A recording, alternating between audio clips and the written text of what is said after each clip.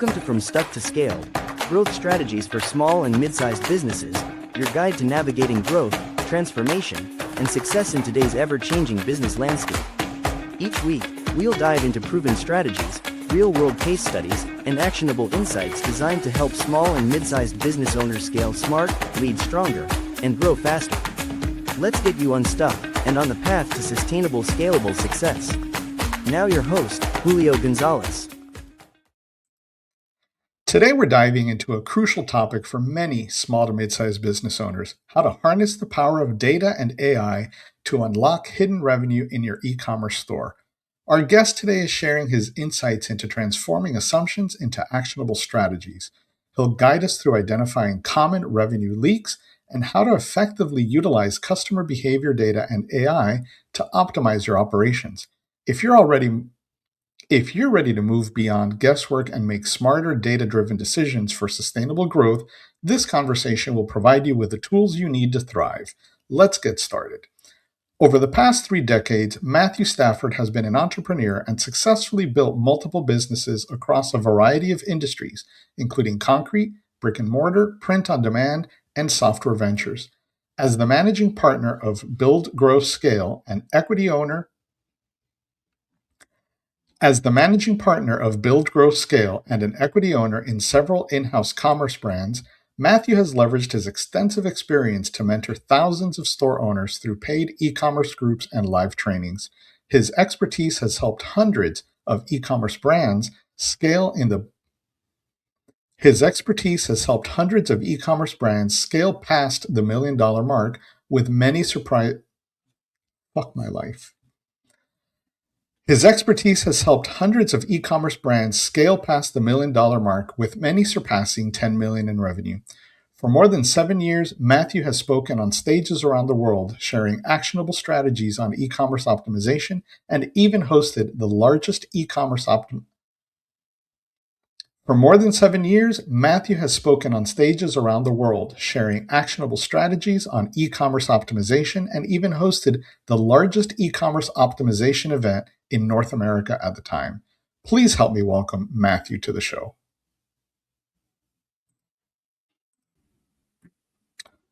We are now recording.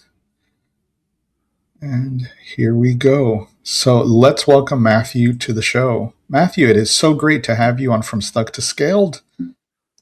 Good to see you. Yeah, thanks for having me. I'm looking forward to the conversation. I am likewise excited to talk about e-commerce. Tell our listeners a little bit about yourself and your business. Yeah, so I went from kind of a strange story. I had a commercial concrete business, and I went to a Tony Robbins event, and he was selling a program that taught people how to make money online. And in my commercial concrete business, I traveled about 200 days a year. And so I was on the road a lot. And I thought, wow, if I could make money online, I could not have to travel so much. And so I kind of set that as a goal and got after it. In about 5 years from that point, I had sold my concrete business and the 2 salons and was 100% online selling t-shirts, which did very well. We did about $15 million worth of t-shirt sales in 3.5 years. And then the platform made some poor decisions, and a lot of us had to leave. So we went to Shopify.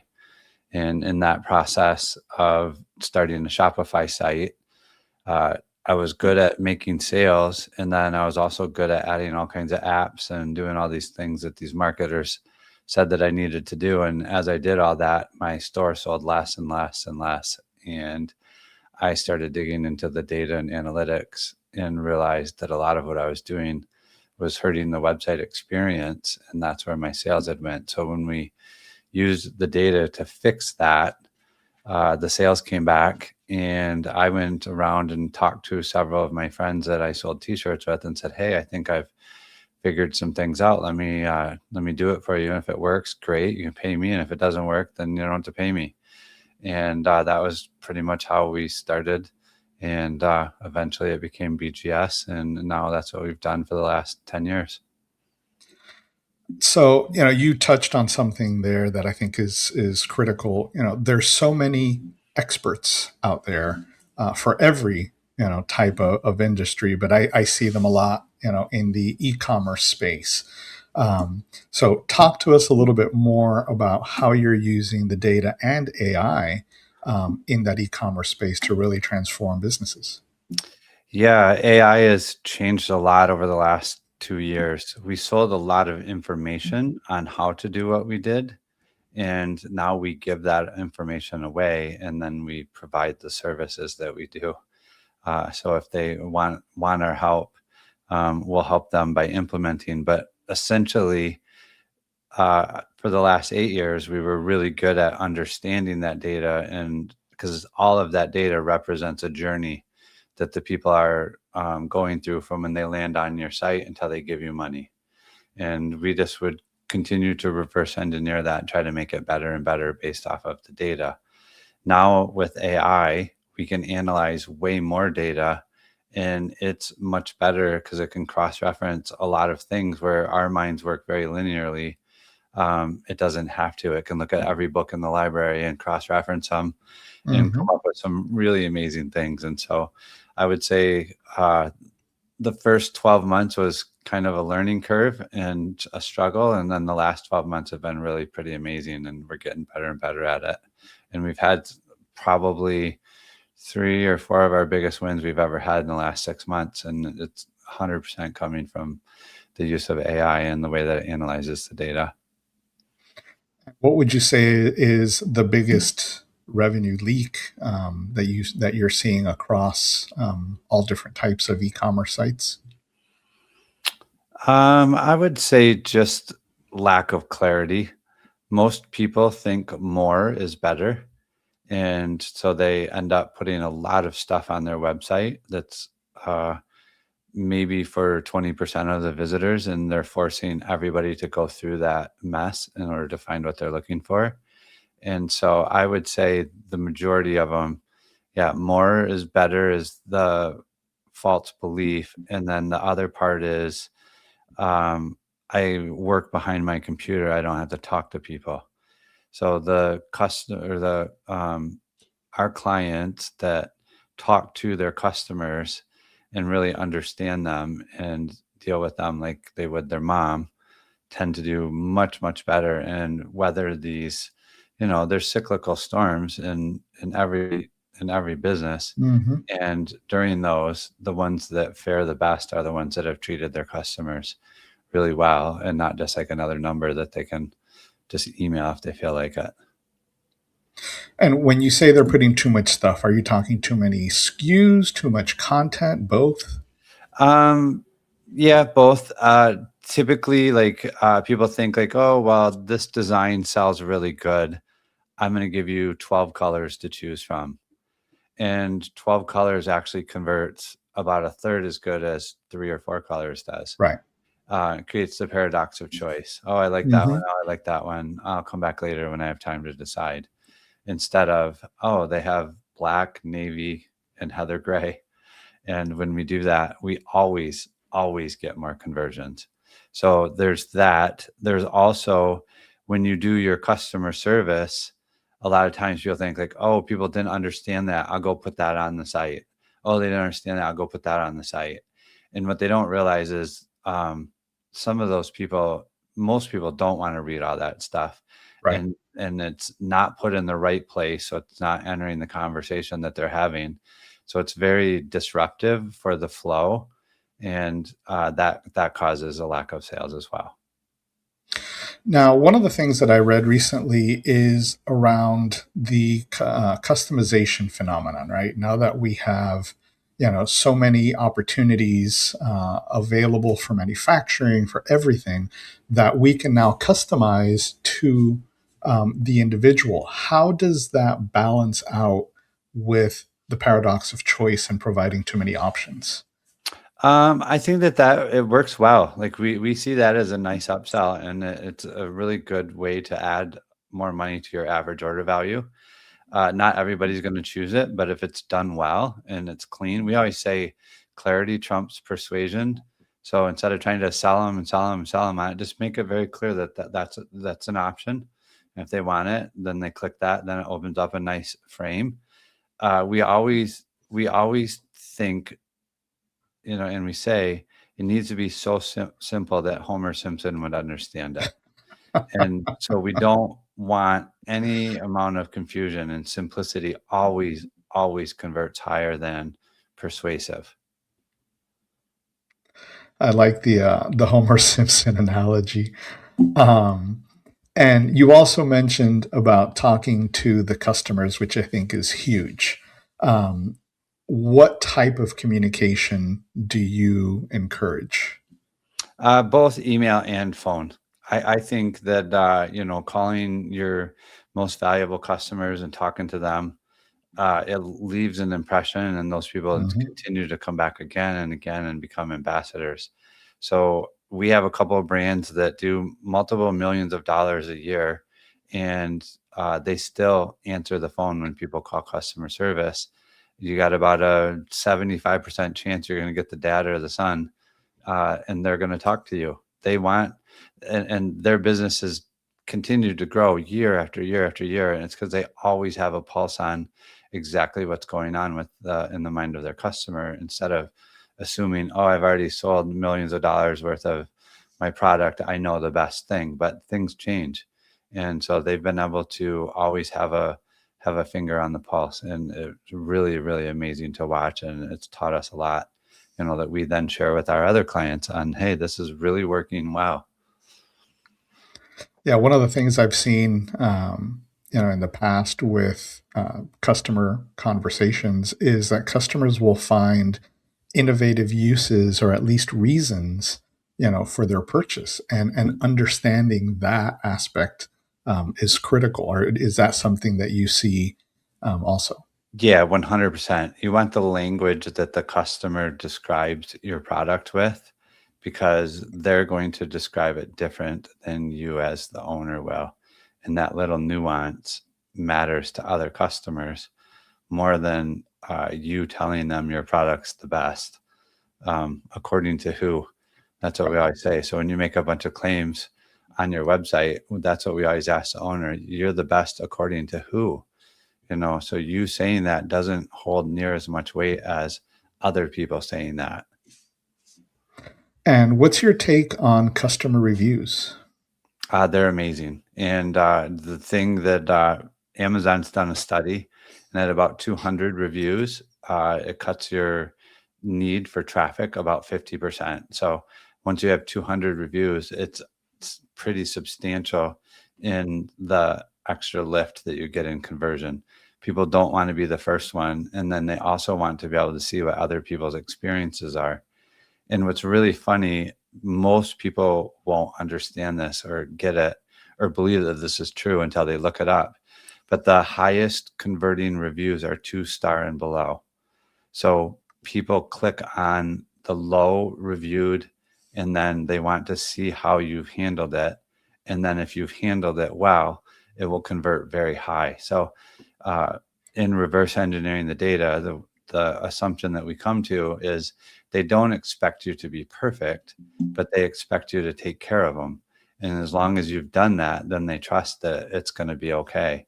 And so those reviews, if all you do is push 5-star reviews, people are going to be like, okay, they're not being honest. They're not telling us everything. When you push the ones that are poor and you've handled it well, those ones actually convert much higher. I'm one of those that I go for the negative reviews Yeah. because I So, want to yeah. see So to what's prove it out. wrong. Yeah. Because you look at some of the 5-star reviews, at least on Amazon, and it's like, are these legitimate? So I go for the 1-star, and I literally start at the 1 stars and then go to the 2 stars, and then the threes I generally skip for some reason. Uh, Yeah. but I want to see what went wrong and why it went wrong. Yeah. Proof Um, positive. Exactly what we're saying. That you're yeah, exact example. Yeah. yeah, absolutely. And what e-commerce platforms do you focus on, or are you just across the board? Yeah, we have a pretty sizable development team, so we can work on several platforms, but for sure Shopify is the big 800-pound gorilla, and they're 99% of all the stores nowadays. There's still BigCommerce and Magenta and a little bit of WooCommerce, but all those are very small compared to what Shopify has. And how do you differentiate Shopify from Amazon?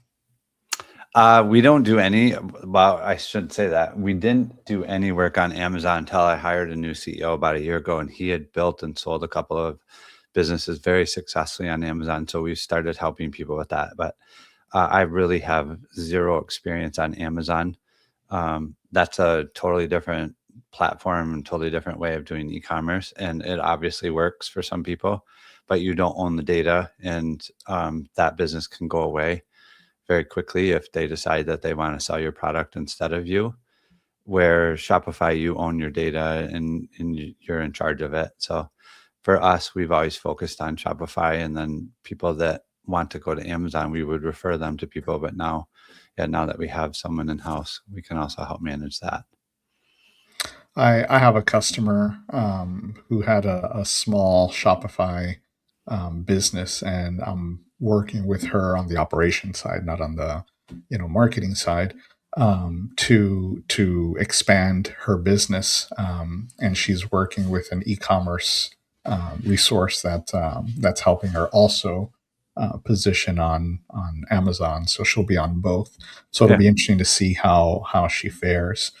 Yeah, typically Amazon will cannibalize the store a little bit, just because people will come to your store and see it and then go see if you're on Amazon, just buy it there. Yeah. Which happens. And you just have to accept that that's part of it. Yeah. Talk to me a little bit more about AI, how you're using it, and how you see it evolving in the e-commerce space. Oh boy, that's a tough one, just for the simple fact of I think what's working right now might not be working in 3 to 5 months. So it's just changing so fast. We've built, over the last year and a half, we built several different apps and GPTs that really had a lot of what we did, and we gave them away for free for people to use. And then things change and we can build a new tool. But our goal is that we stay in the forefront of that, because for us, the more value we can bring to the store owner, the better. And so, yeah, we're learning now to create custom apps that will take a lot of information from Shopify, from Google Analytics, from your tag manager, and put it all into the thing, and then make projections, talk about pathways of where the different holes in the market are. And it's really fun to see how far it's come in 6 months. And it's also very frustrating, because you can have something working and then all of a sudden a new feature comes out, and it's almost like they're watching what we're doing. And as soon as it works well, then they just adopt it. And so you got to continually iterate. But I think that that's just the price of doing business now at in this point of the time. And do you do anything on the SaaS app side? It's not quite e-commerce. We do we build some apps that are custom for Shopify, so that we can do some really cool things, adding upsells and order bumps and things inside of the store that help with the average order value and conversion. But other than that, we don't sell SaaS products. Yeah. Talk to me a little bit about how you handle the more social media side, at least in terms of recommendations to your customers, because that directly drives traffic to the site. So do you use your data and AI to guide your customers in influencing their social media? Yeah, 100%. So we're tracking what's driving the sales, and then we help them. So we work hand in hand with whoever they have driving their media. We don't drive any media. Mm-hmm. And so, but we were very good at tracking what came from email, what came from Facebook, what came from organic, what came from social, and which one's working, which one they should, pour the gas to, and which one they should maybe not worry about. It's pretty eye-opening when you look at the data at the granular level that we do, how many people have wasted years and years on a platform and thinking that it's absolutely necessary. And then when you look at the data from it, you realize that it's never really driven anything substantial, but the amount of time and effort they put into it is mind-numbing. So yeah, I would say that my recommendation after 10 years of dealing with a lot of very high-level entrepreneurs is find one platform that you can get 80-90% of your business like really good traction and scaling with, and then add the other ones. The problem is people start their business and they hear, oh, I need Facebook, Instagram, and Google and TikTok and all this. They spend all their time doing that and running ads and spending money, and they've never fixed their site, and then they blame the ads for not working. But the truth of the matter is the ads work the moment they click an ad and come to your site. The ad did its job. Now it's the website's job to fix that. So I don't think that traffic is people's problem. When you look at the average e-commerce site, it converts around 2%, which means for every 100 visitors, only 2 people bought. And everybody thinks, oh, I need more traffic. And I think like, wow, you had 98 other people that raised their hand, came to your site and left with nothing. Why don't you find 2 more of those 98 people that left, and you'll double your business on the same amount of ad spend. So fix the user experience is typically a much faster way to profitability than a new ad platform. That's a fantastic take, because everyone you hear out there is absolutely drive more traffic, drive more traffic.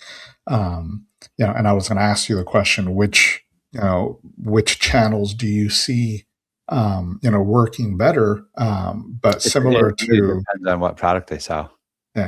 Yeah, similar to customer retention, keeping your current customer is a lot cheaper than getting a new one. 100%. So yeah, that conversion opportunity, for individuals coming to your site, should carry significantly more weight. Yeah, and then maintaining a relationship with them instead of just like, oh, they bought, now I can go work on. Most people run their business on the 30% of people that are buying now, and Yeah. they totally forget the other 70% that are going to buy over the next 60 to 90 days. The moment you can start running your business in a 90-day cycle instead of a 30-day cycle, you will have the ability to scale and take market share and grow and scale like you've never done before. Yeah, and that's one of the things that I spoke with this customer of mine. And again, I am not an e-commerce person. I'm not a marketing person. But the questions I had for her are, who are your, repeat customers? What are they buying? How do you, and I'll show you her product, actually. I have one here. Hers is a badge buddy. Right. Yep. So she laser engraves these, and then there's bling and markers and stuff. So, she's selling to nurses and phlebotomists and stuff like that, and those individuals, primarily women, like bling, Yeah. So how about a seasonal, badge, Yeah. where you sell 5, 7, whatever that number is, a Valentine's Day, a St. Patty's, 4th of July. 100%. Very good idea. Yeah. Sell to those individuals. They know your product, they like your product, so let's give them, additional opportunities to show off the product.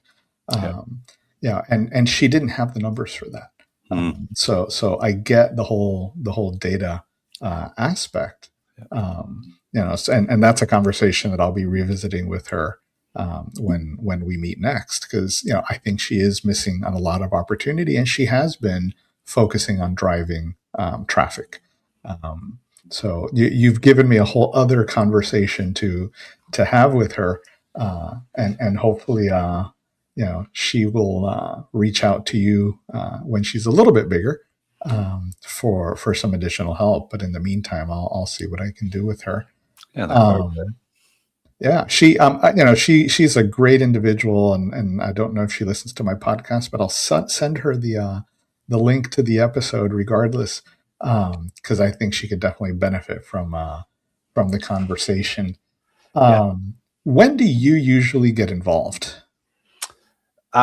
Typically, I would say the majority of our people hear us on a podcast. and get a hold of us, or they're at the point where they've kind of scaled it to as far as they know, and then they've run into enough roadblocks that someone's referred them to us, that we've helped before, because the data doesn't lie and we can pretty much figure it out once the data is accurate. That's another tricky thing. There's a lot of inaccurate data and people make decisions off of it and wonder why it's not getting any better. So yeah, it's been a chore for us to learn and get better and process through that. So yeah, I would say typically, they're doing a couple $100,000 a month and want to get to $1 million or $2 million a month. We have stores that are all the way up to almost $5 million a month. So Now, you talked about inaccurate data. What is it about the data that is inaccurate? it just depends. Typically, their Google Analytics data is off, or their Shopify data doesn't match up with their CRM or their dashboard. So it's saying this is happening, and when we look at the data over here, it's saying something else. And so you really got to understand what tools they're using, and then get those tools to talk to each other or remove some of the tools. And we use Tag Manager and Google Analytics, and I have used it pretty much exclusively for the last 10 years. So that's kind of our go-to, and it's really good.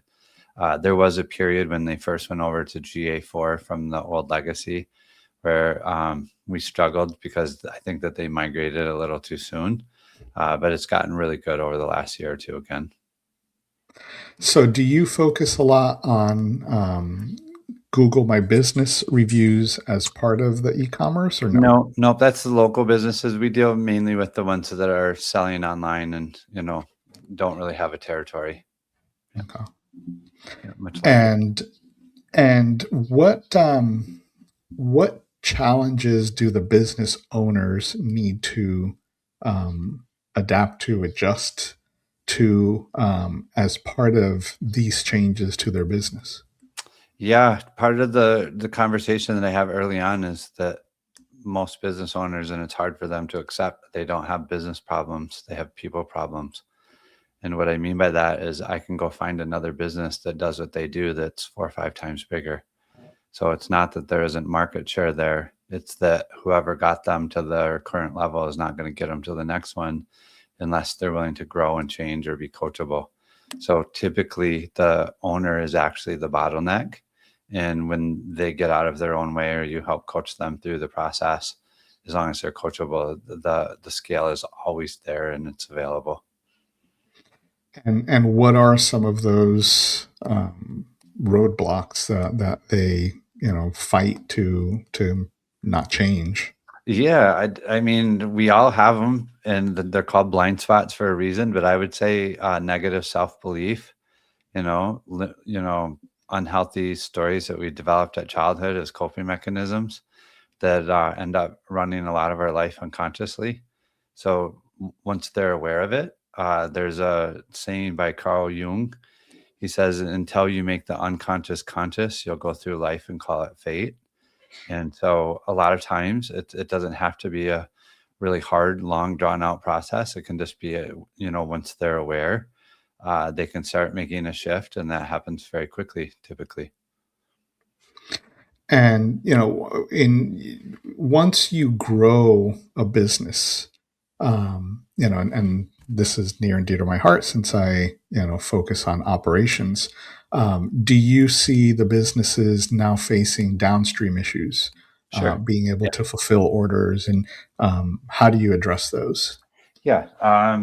Somebody like you comes in and helps them with the operation side. That's exactly what happens. Yeah, we break supply chains and do that if we get the conversions and the sales going a little faster.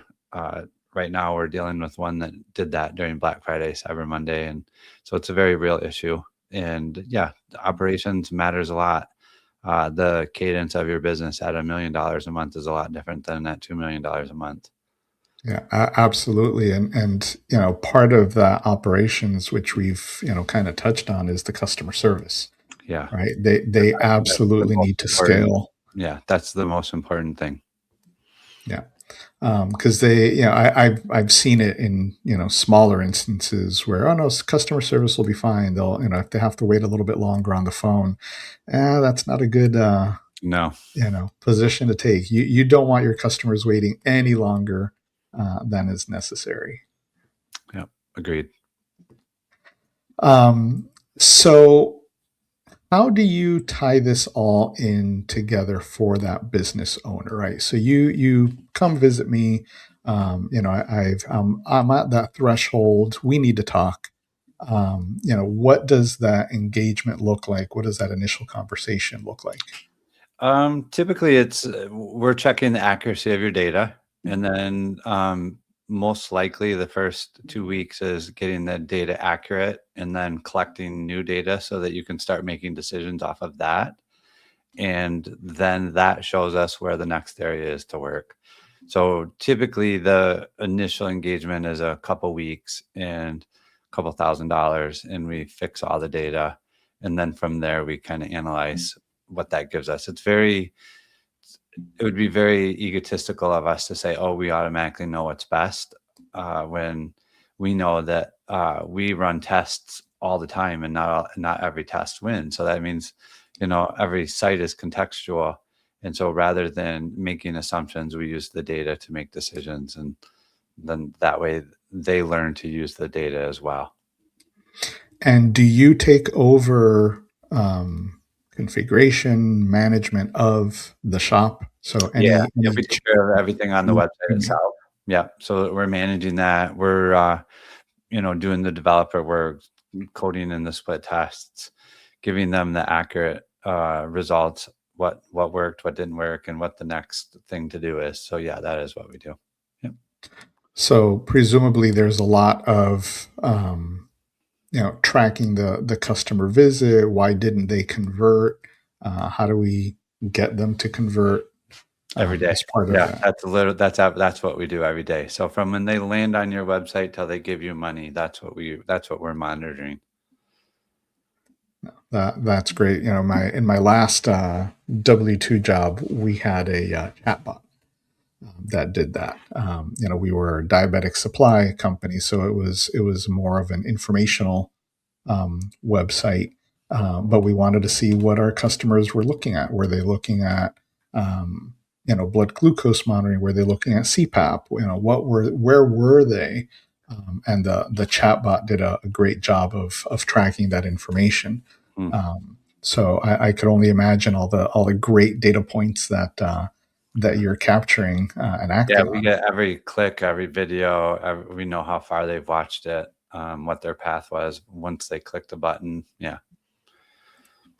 Oh, that's awesome. And with kind of bringing it back to AI, I don't know if I'm excited or scared of what AI can bring to websites and shopping in the future, because it's evolving so fast. Yeah, I think I probably am in the same vein with you. It's exciting, and it's also scary because I know that it can change our business overnight. And if we're not willing to pivot or adapt, then bad things happen to good people. It doesn't mean we did something wrong. It just means that things are changing, and they're changing so fast that we need to be on the front side of it.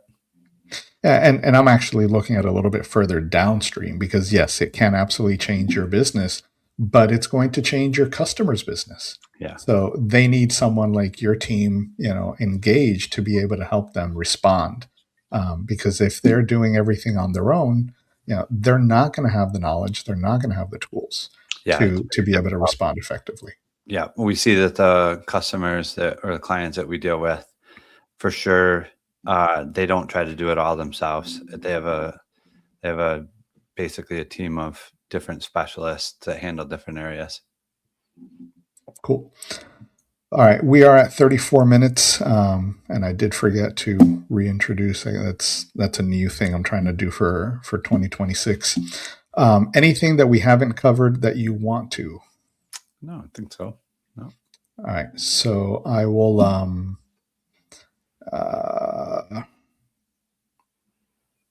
right, I'll ask you one more question, and then bring you to the tips. Okay. All right, here we go.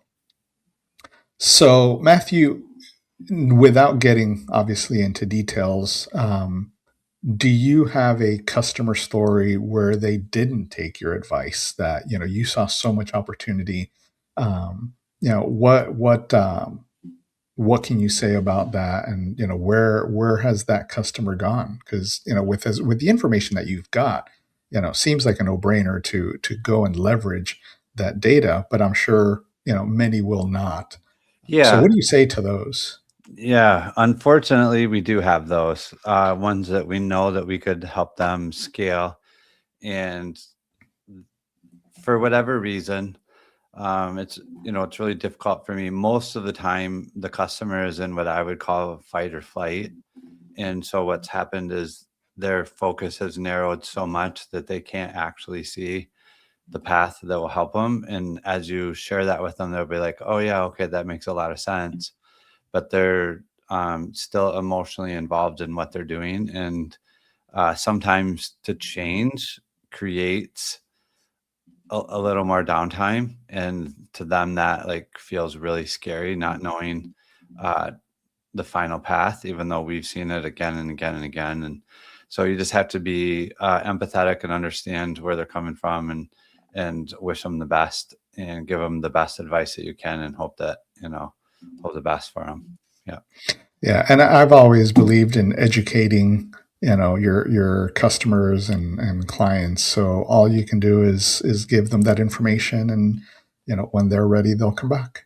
Yeah. And be honest, like be very, very honest. Don't tell them what they want to hear. Tell them what they Yeah, need to hear, and understand that that won't always be received well. But in the end, most of us look back at periods where we didn't take the information that was handed to us, and we go, oh, that was actually good at the time. yeah. And so be that person. Don't be the one that like told them, oh, everything's going to be okay, or what you're doing is great. And then they know that that wasn't true.